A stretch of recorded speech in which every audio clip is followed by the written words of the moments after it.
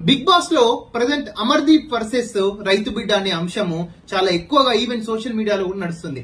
నా క్వశ్చన్ ఏంటంటే, big boss లో దాదాపు చాలా మంది కంటెస్టెంట్స్ ఉన్నారు. ఈ కంటెస్టెంట్స్ అంటే వాళ్ళందరూ సెలబ్రిటీసే, వాళ్ళందరికి ఈచ్ అండ్ ఎవ్రీ పర్సన్ కి ఒక్కొక్క స్ట్రాటజీ స్టార్డమ్ ఉంది. బట్ నేనేమంటున్నా అంటే, అమర్దీప్ మిగతా వాళ్ళ ప్రేక్షకులని అడ్డపెట్టుకొని ఒక్కరిని మాత్రమే రైతు బిడ్డ అని టార్గెట్ చేయడం అని తప్పు.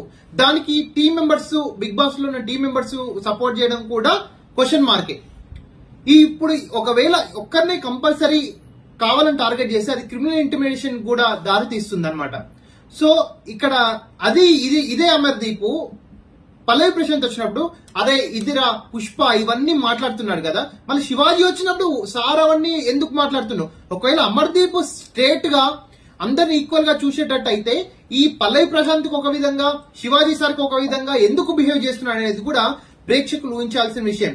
ఇది ఒకవేళ అమర్దీప్ 100% ఒక వ్యక్తిని టార్గెట్ చేసినట్టయితే క్రిమినల్ ఇంటిమిడేషన్ కి 100% దారి తీస్తుందని తెలియజేసుకుంటున్నాను.